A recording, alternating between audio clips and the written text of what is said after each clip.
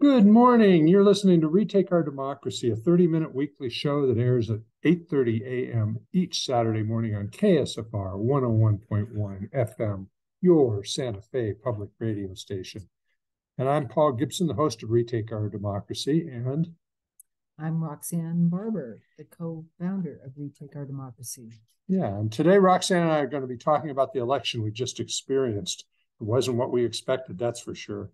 Focusing on, and we're going to talk about what we expected going into the election, what was most surprising about the election, and what are the implications for activism over the next couple of years. Right, and we should say we are recording this on Thursday, and it will air on Saturday morning. So some of these results that we've been waiting for could change in the meantime. Yeah, remarkably, there are still, it's still up in the air whether the House and the Senate are held by the Democrats, and it's so possible they could get both. It's just amazing. But we'll get to that discussion in just a minute. But first, a few quick announcements. I want to remind you that you're listening to this show while driving around town and miss any of today's show. You can watch the full YouTube recording of this show and any prior interview by going to retakeourdemocracy.org, clicking on the Retake on the Radio button on the right side of the homepage. And there you'll find YouTube recordings of all of our previous shows listed in chronological order.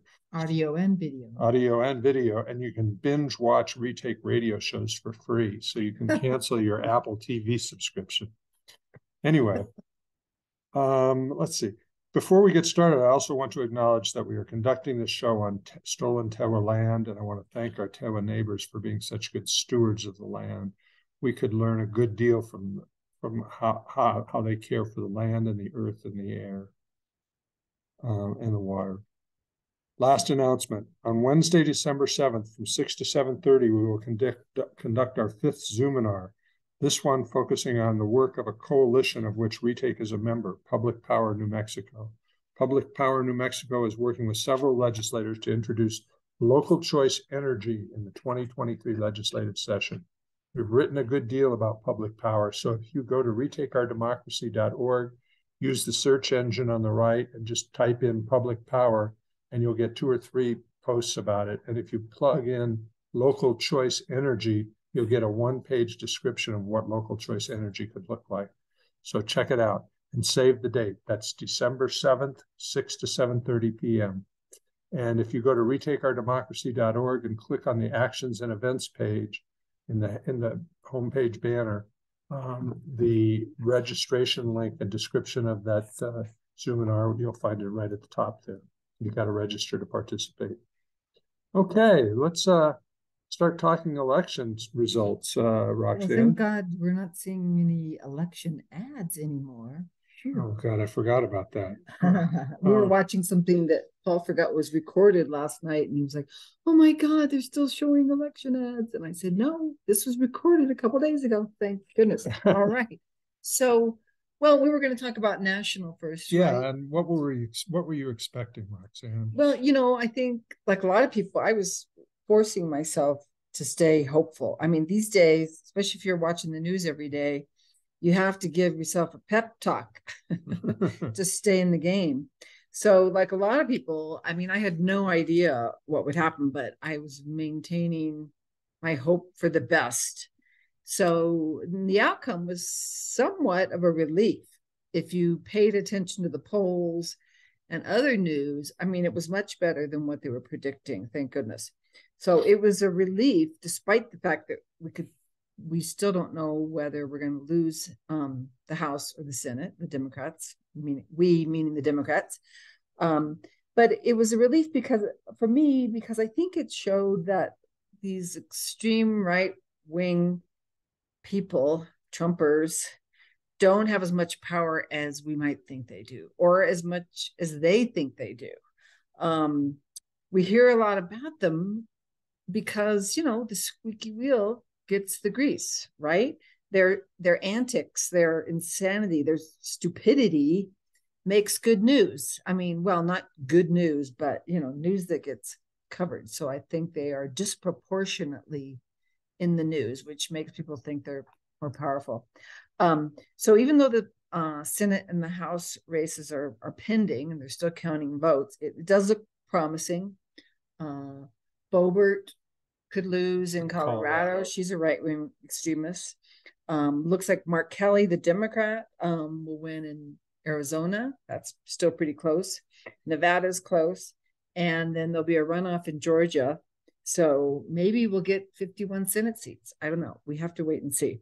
And the House looks less promising, I would say. And I wish Biden had done more during his first 2 years, knowing that the Dems might not keep power after the midterms. But that's water under the bridge. So what did you think about the national elections? Well, I'm not going to comment on what I thought of them after they transpired. I'm just going to say what I expected. And I expected chaos, all kinds of anger, divisive accusations, conflict, and even possibly violence at ballot stations.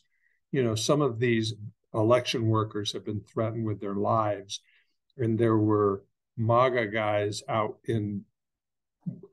with arms and combat gear at drop-off boxes and so forth. And I could have seen one instance where one of those MAGA guys came up to a voter and said, "Prove to me that that's your ballot." And then it went south from there. Well, that's illegal, though, to harass somebody at a polling station, right? I mean, yeah. Not that stopped them from doing stuff before, but anyway, this is that's what I was kind of expecting, and I was honestly expecting us to lose both the House and the Senate, and to be watching the news and just seeing very little to be happy about. I was kind of anticipating pre-election.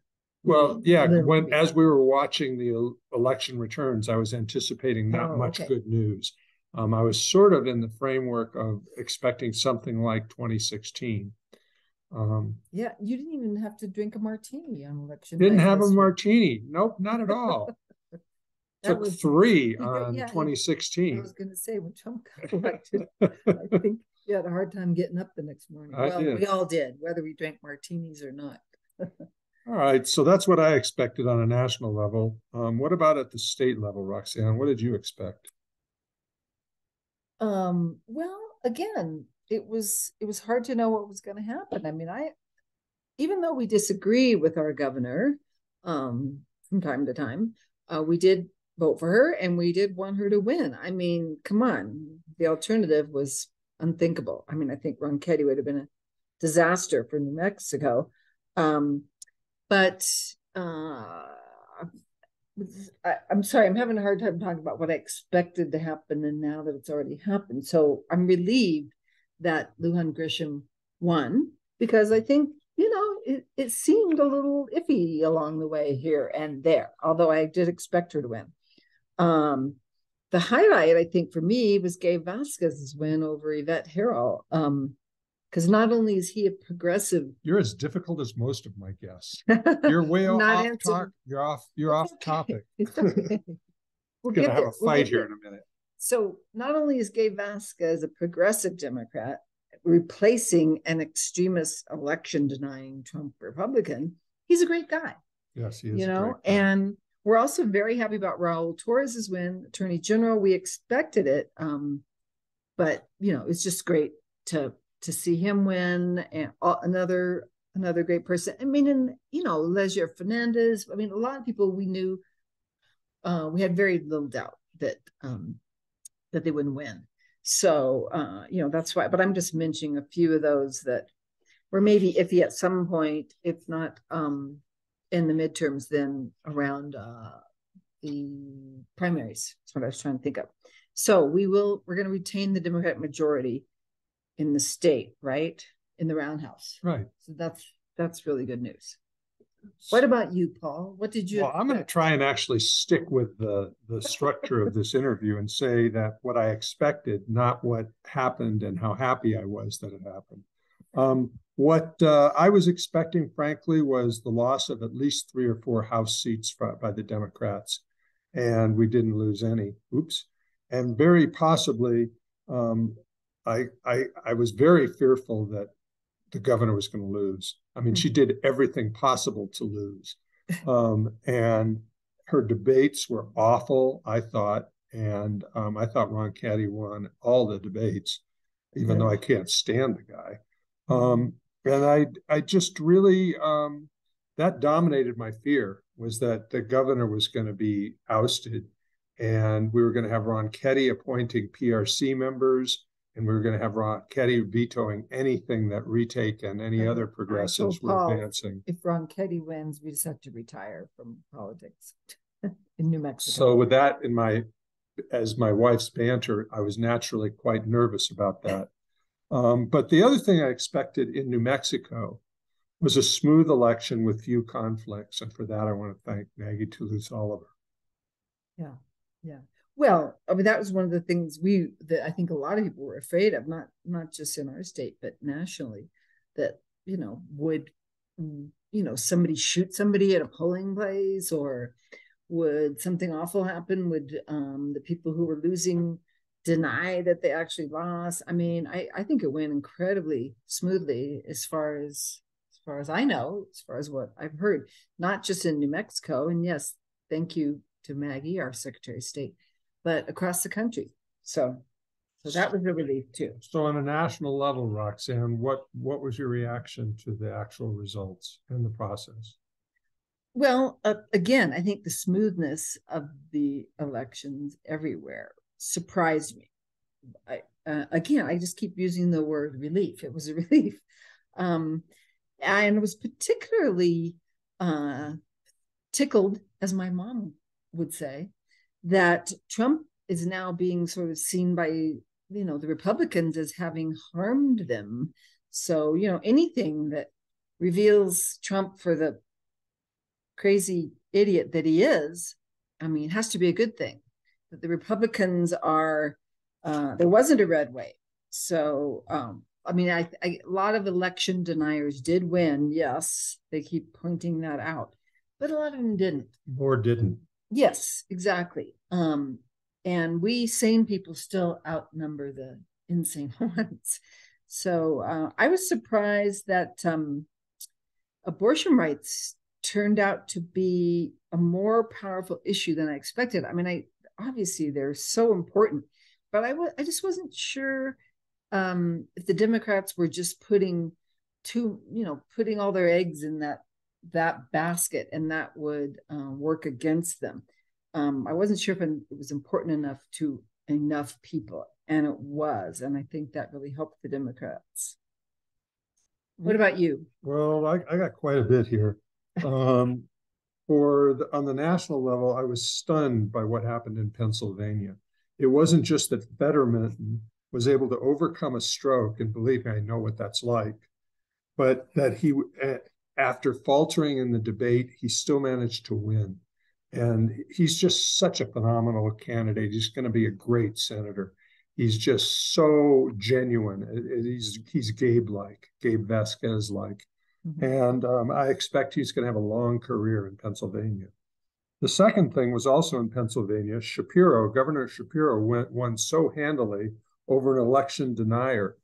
And I don't know if I should even report this because I haven't been able to find it online. But on the news, while I was watching CNN the other night, they mentioned exit polls in Pennsylvania, and they said that 99% of voters had indicated that they had more confidence in Democrats than Republicans to protect elections.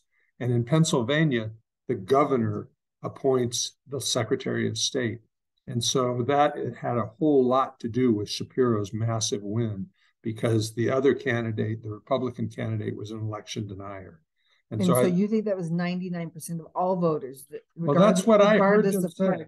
That's what I heard them say. And I'm stunned by that and haven't been able to find anything else. But that's a hopeful sign, though. But that the governor won by almost a 2-to-1 margin, and that democracy on the ballot was clearly in play in Pennsylvania. I think that's encouraging. And it was surprising, the scope of it. The other big surprise for me was in Michigan. Recall, Michigan not that long ago was in siege because of Proud Boys and others of their ilk taking over the Capitol, threatening the governor, threatening to kidnap the governor. And yet, not only did Gretchen Whitmer win a convincing victory, but the Democrats flipped both chambers of the state legislature from red to blue. Wow. And that is amazing. Reflect back again upon what Michigan was like a year and a half ago. Apparently, Michigan voters were not amused.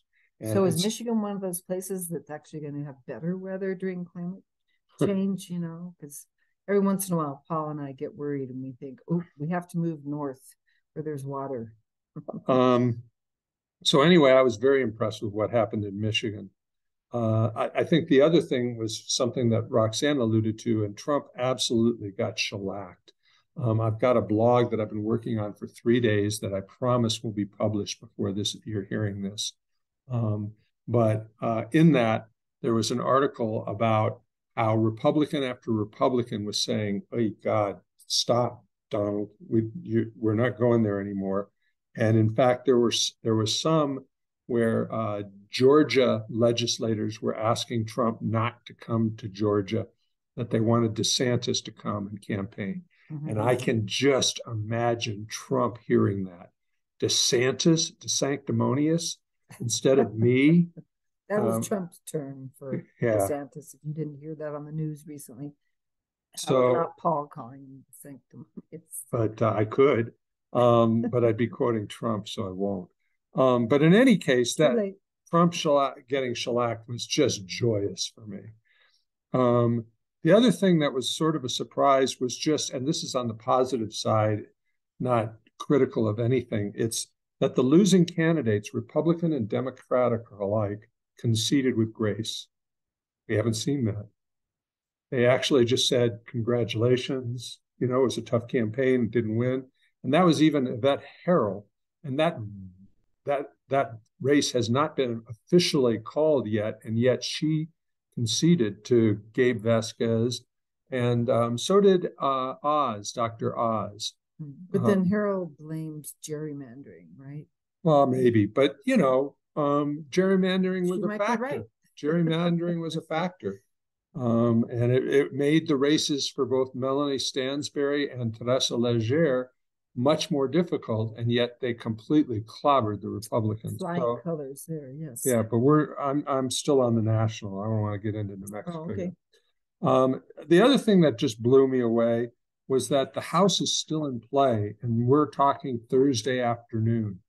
Colorado, it may come down to Boebert and her race. She's only ahead by like 700 votes, and less than 0.5%. And that as they keep adding votes, it gets closer and closer and goes back and forth. And so if she loses, one of the biggest proponents for Trump would be the race that cost them the control of the House. The Senate. House. Oh, Boebert is a representative. Oh, okay, and sorry. So the combination of Gabe winning and Boebert losing would be what put them in the House, in control of the House again. And that is so huge. So the Senate will be decided in Georgia. Oh, we've done that before. But there's some real difficult hurdles ahead for Walker. One, he's not going to have on the same ballot a really highly popular Republican governor who's going to be pulling people to vote. And second of all, he's going to be in a really difficult situation because Trump was one of the first ones that really foisted him on Georgia and encouraged him to run and supported him. And now people are saying, don't come, Georgia. Don't come to Georgia, please. So if he rebuffs Trump, Trump will not do that, be silent about it. And that's going to hurt Walker big time in Georgia. So I expect, 55-45% in the December 7th runoff. Well, let's hope so. And I know there are some groups already starting phone calls and letters, like I think Vote Forward and Working America. Working America. That's Morty, Simon, and Carol Oppenheimer, who used to be here in Santa Fe, who are running a big arm of that. So those are my. I guess the other thing is just the whole election was so smooth and without rancor. It was like I was expecting a war, and we got, a tea party. Well, I don't know if you want to call it a tea party. I did. How about a cupcake party? Um, yeah, I don't know. I mean, I think I've already said what I thought about You got to talk about the the state state. now. No, I did. I mean, the most surprising thing for me, I think Gabe Vasquez. Yeah, I mean, definitely the the thing I was happiest about, because he was probably the only one I didn't I was worried about winning.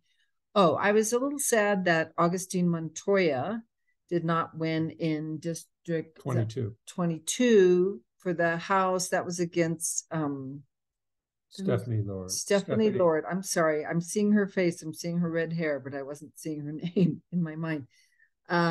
Yeah, we really supported him, a young Hispanic guy, much more, I think, able to represent that district. But, she had a lot of money, Republican funding behind her. So I'm sure that made the difference. So she retained her seat. And, related to Gabe, I'm just so glad that Yvette Harrell is out. I mean, like, one of those ads said she's too extreme for New Mexico. I think they're absolutely right. I mean, I know we know the state, not everywhere is as progressive as Santa Fe or Taos or Silver City or Albuquerque or Las Cruces, but Yvette Harrell just way too extreme for our state. So I'm glad she's out, or will be out in January. Yes. Well, I have a few things here. One is I heard Speaker Egolf, see you later, Speaker, that in maybe his last press conference as a speaker, he stated that the Dems would hold 45 seats, a 45-25 majority in the House. And what he didn't say there was that they actually lost 2 Republican seats, but they were dinos. Wait, Democrats, they lost 2 Democratic seats. Democrats Republicans beat them. Yes. Okay. Democrats in name only. Okay. So they were very conservative, unreliable Democrats, and 2 pretty progressive Democrats ousted Republicans. So the composition of the House caucus is significantly more progressive, and it's going to be a little bit easier for us to work bills through the legislature for the next couple of years. Another thing that I was really pleased about, well, obviously, I was very pleased that the governor won, or we wouldn't be talking about what we're going to do in 2023 legislative session. But they won. The Democrats won every statewide election, and that means every judge, district judge, every appeals judge, every Supreme Court judge, right, treasurer, auditor, attorney general. Yep. All of those were won, and Michelle was a part of that. Were won by Democrats, and Michelle won by the smallest margin of any statewide race, only 6%. I believe it was Joe Maestas who had the biggest margin, 28%. So in any case, we won all those races. And then the other thing that I noticed that I think is really important and probably a bit overlooked is that the Amendment 1 won by an astonishing 70 to 30%. And Amendment 2 won by almost as much, 63 to 37%. And both of those initiatives, the first one was about parting with reserve funds to invest in early childhood. Mm-hmm. And the second one was figuring out ways to expedite our investment in infrastructure in rural New Mexico. And with those kinds of margins, that's voters telling the state, this is what we want done. And I think that bodes very well for a whole slew of progressive legislation that Retake will be supporting in 2023. Okay, so let's go. We're getting close to out of time. So Roxanne, do you want to talk a little bit? Well, you wanted to talk about what does all this mean going forward? Right. So nationally first, well, if we don't retain the House and the Senate, we still aren't sure, and the U.S. House, U.S. Senate, So we don't really know what it's going to mean. I think we have to wait and see. If we do, I mean, I hope that Biden can get a lot done over the next 2 years. So it's hard to say. I said, but I think that the most important things, I think this election has shown Americans that the extremists aren't as powerful as we might think. And I know I've said this, but I just want to repeat it because I think it's important. People need to get some reassurance, have some hope. Maybe most Americans are reasonable, intelligent people who care about other people in their communities, who care about the environment, who care about preserving democracy.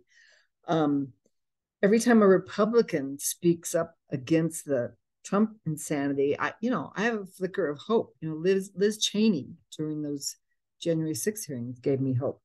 This election gave me hope that maybe the crazies aren't going to take over the country after all.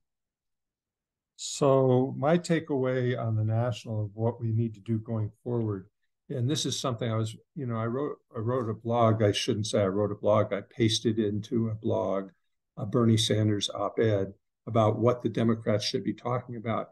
And one of the things he pointed out was that the Democrats should have been really talking about how the Republican plan is to cut taxes on the rich so that they can and to defund Social Security and Medicare so that they can afford it. And Social Security and Medicare are the two most popular policies in the United States. And I didn't hear any Democrats talking about that at all during the campaigns. And I think that the other thing is, I read a really, really interesting article in The Atlantic about how the Democrats have a habit of not going to their constituents after elections, and they just start hammering you when the primaries start. Give. But the rest of the year, they're not. And I think they need to mount a whole series of town halls where legislators come back to their constituents and have issue-focused town halls and listening campaigns so that they hear from their constituents, so that the first time they hear from their legislator isn't when they want money or for you to canvass.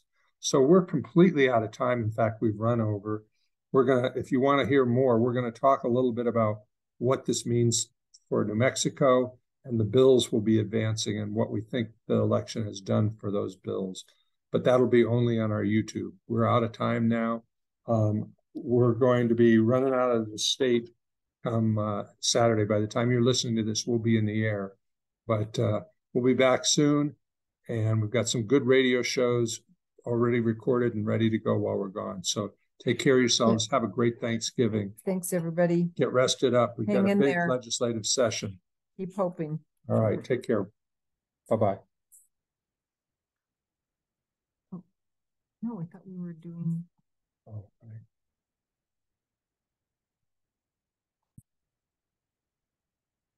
By the miracle of podcast and YouTube, we are back for the YouTube rest of the discussion. And Zoom. So Roxanne, why don't you tell us what you think the election means going forward for our activism in New Mexico? Well, like we've already said, the Dems are retaining power, probably have more power than ever now, and more progressives in our roundhouse, Democratic progressives, than we've ever had. So I hope the Dems in New Mexico use this election for inspiration, for motivation, to keep passing legislation that's going to improve the lives of New Mexicans, improve our environment in New Mexico, maybe hold oil and gas accountable, maybe not let hydrogen hubs take over our state. From a progressive standpoint, we're stronger. So I'm very happy about that. And I'm hoping that we're going to get some really solid legislation passed in this next session, 2023. It's a 60-day session. So we're going to talk, why don't you say what you think about going forward, and then we'll talk about the legislation. Okay. that we know we will be supporting in the 2023 session. So my general message is that it's time to be bold. The voters said a loud yes to Democratic candidates and their policies, and now they need to deliver, and we need to make them deliver. I think the first thing on the agenda is to ensure that Javier Martinez is elected as a Speaker of the House. And I don't know whether it's feasible, but also removing Patty Lundstrom from her position as the House Appropriations and Finance Committee chair, where she is able to just basically undo any good legislation. She has a pretty good grip on that position. I would be surprised. Well, that's we're asking for what I'm hoping for. Okay. And what I'll be pushing for. The other thing is I think we've got a campaign in Bernalillo County coming up. I don't know how the vote's going to come out as to whether, the vote to the Bernalillo County Commission is going to be voting next week, I believe, maybe the week after, on who will be replacing Jacob Candelaria in the Senate. And there's a whole effort to push Representative Mo Maestas as that replacement. And my hope is that we are able to swing one more vote on the commission to vote for anyone other than Mo Maestas. And I know that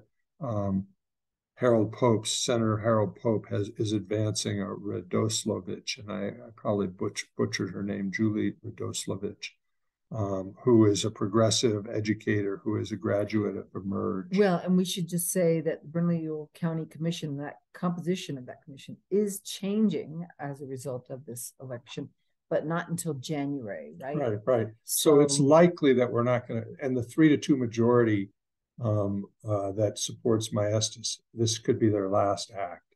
Last vote. Yeah. And so if they manage to secure that and push Maestas into the Senate, then my next call would be that the Bernalillo County Commission lets the next commission, the newly elected commission, appoint the replacement for Mo Maestas, who will be leaving the House. And so I know that there are good candidates who are interested in applying for that.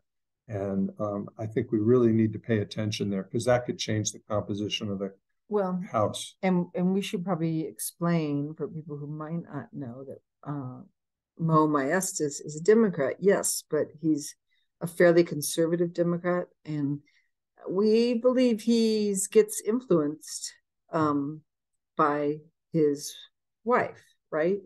Right. His wife is one of the Vanessa Alarid is one of the most prominent developer and corporate lobbyists in the legislature. Yeah.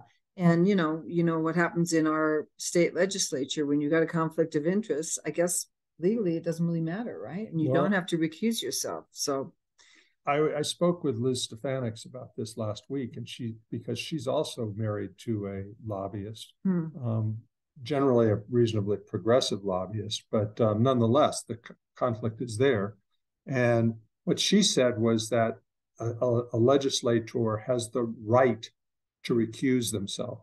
That means they have to self-identify. They don't have to. That's something we really need to fix, because there are other legislators, Gallegos from down in Las Cruces, who's also in leadership of the Democratic Party, is also married to a prominent legislator that Milan Simonich said is probably more prominent in the Roundhouse than any of the legislators. Well, and let's not forget, I know this is national, that Clarence Thomas off topic is married to a crazy person.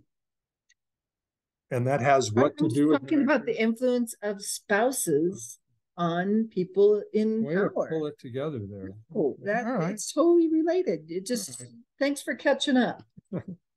So how about we shift and talk a little bit about the bills that we've had these bills in queue since the last session ended.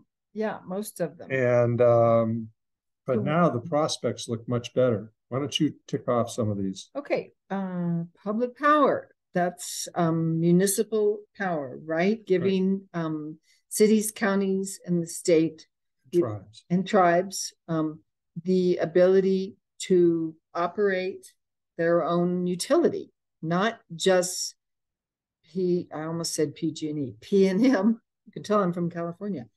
not just P&M and El Paso Electric and those few big monopolies. I know we have a few smaller co-ops, but this would give all these other entities the ability to own and operate their own utilities. And they could either just immediately purchase renewable energy off the grid and use that to deliver it to their residents, or they could invest a bond or something like that and create their own wind and solar, or they could import it from a tribe that has a big solar array. Mm-hmm. So that, but the key thing is that local choice energy means there's choice.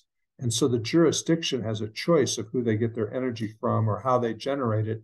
And the constituents in that jurisdiction have the choice whether to select that or to stick with the investor-owned utility. And so instead of the priority of shareholder profit, which is what you have with P&M and others, the priority becomes, for the people and making it affordable and renewable and, lots of good things about that. Public banking. This has been, in making the rounds for a few years now, yes. State public bank. There's still a lot of misinformation out there. And that's the main thing, is that legislators need to be educated and the public too, so that they can write letters to the editor and talk to their legislators and just dispel the misinformation that is being produced by the banking industry. So what else? I would say that we've also got and I'm emphasizing the bills here. We're going to try and keep it to 10, but I'm also emphasizing the bills where those two amendments and the voters saying strongly we want to invest in America, in New Mexico, bills that fit with that, where that argument could be applied. Mm-hmm. And so that's certainly the case for public power, public bank. It's also the case for health security. Mm-hmm. Health security in New Mexico has been around for 25 years. They've been trying to pass it. And it's, I think we got a good shot this year. 30 years. No, I don't think it's. You keep making it old. No, Mary Feldblum. She's 100 now. No, she's been working on this for more than 30 years. She has told us that. And you always want to make it 20. I'm going to give Mary the credit she deserves. Thank you, Mary, for all your years, decades of hard work on this. Guaranteed basic income, right? A pilot project or is that what you're Well, we're hoping thinking? To set up an incubator so that we could launch a couple guaranteed basic income projects a year and evaluate them and so forth. And so the incubator would help design the actual GBI program and the data collection that goes with it to so you can evaluate the results. And there are some small projects, guaranteed basic income projects going on across the state, one here in Santa Fe, right? That have been, been pretty successful, and plenty of other examples in other states of guaranteed basic income projects that do not produce the results that you hear, the misinformation like, oh, this just, people won't look for jobs and they'll just, this is not like a huge amount of money. It's not like enough money to not have a job and to live on, but it's the difference between having to choose between your rent and your food and your kids' new shoes and your medications, and $500 or $600 or $1,000 a month can make a huge difference in people's lives. Most of the ones in New Mexico so far have been more in the $200 to $500 range. Per month. Yeah, that's not like, oh, gee, I don't have to work anymore. But again, there'll be misinformation we have to fight there as well. Yep. So the Green Amendment, of course, probably don't need to say a lot about that. People know what that is. Yeah, I wouldn't say that has gotten a lot more likely to pass by virtue of what we've seen in the election. But I think that they've done a good job of lining up more support and clarifying what it is and what it isn't. Mm-hmm. And so I'm cautiously optimistic there too. Yeah. Modernizing the legislature. And if for those of you who may have seen our Zoom webinar that we did a few months back last summer, this is partly about paying our legislators, because we, as most of you know, we are the only state legislature that does not pay legislators in the country.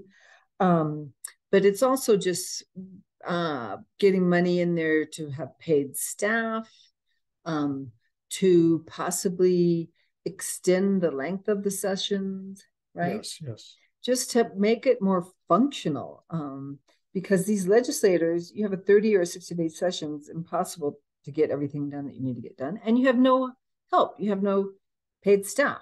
So you have no one who can research bills for you. They're like reading a 100-page bill, an hour before they walk into a committee, or sometimes they haven't even read it, right? We've heard them admit that. They walk into a hearing, well, I don't really know much about this bill. I didn't have time to read it, kind of thing, which is crazy. So that's it for today. We're going to take off, and Roxanne's pointing out that we will also be opposing hydrogen again, because it's just, even the clean hydrogen takes way too much water, and we really have to focus on our water situation here in New Mexico. So we're going to just close now. We're going to have our first huddle, our legislative huddle. Now that we know we're going to have a legislature and a governor to work with on November 30th at 6 o'clock. You'll remember we did those weekly during the session last year, and we'll be doing them alternate weeks as we run up to the legislature. And then we'll see what's going on, but probably weekly during the session. So if you subscribe to the blog, Paul will send you a link to register for that. Again, it's Wednesday, November 30th, 6 p.m., our first legislative huddle. Please join us. You will also be able to find it. It's not posted yet on the website, is it? No, but it will be. And at retakeourdemocracy.org, go to actions and events. Right. And you'll find a link to register for that. We hope you join us. We get ready for this upcoming session. We want to hear from you. So the great thing about the huddles is it's very educational. I mean, you really learn how the legislature works, because we're talking about specific bills and what we have to do to try and get them through, what committees are going to be problematic, what legislators might be a problem, and what messaging our allies want us to use to try and counter that. And so you learn a good deal about how the legislature works. And we learn from a lot of you too, who join those calls, because many of you are involved in other organizations and with other groups, and you know things that we don't know. So we hope that you get on and share those with us. Because if Retake only knows what we know, we're in trouble. Anyway, getting silly here. Roxanne and I recorded this show on Thursday, as we mentioned earlier. So by the time you listen, November 10th. By the time you're listening to this, we'll be in the air on the way to Cleveland to visit our kids and grandkids, and we need a vacation. So we've recorded radio shows for the 3 weeks of November, and they're ready in the can at KSFR.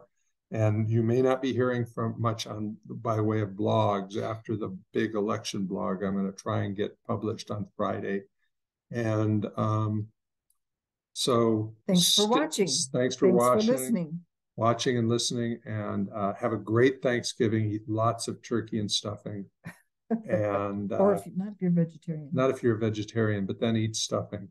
And we'll be back, and get rested and get ready for the 2023 legislative session. I'm very optimistic that we're going to have an opportunity to really do some good things. Yeah, we need you. But we need you. So thank you very much, and happy holidays. Sayonara. Bye, everybody. Bye-bye. Recording in progress.